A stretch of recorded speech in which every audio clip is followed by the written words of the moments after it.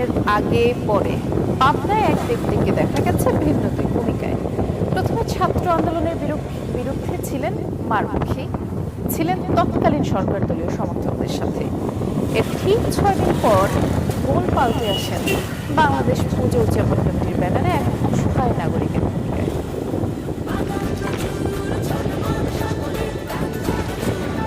স্বাদে ভরপুর প্রাণ চানাচুর। 4 আগস্ট ছাত্র আন্দোলন থামাতে পুলিশের সাথে মাঠে নামে পাবনা জেলা আওয়ামী লীগ। সাবেক পৌর মেয়র কামরুল হাসানের সাথে থাকা এই ব্যক্তির নাম উত্তম জোয়ারদার। আশেপাশে কারো কারো হাতে ছিল ভারী অস্ত্র।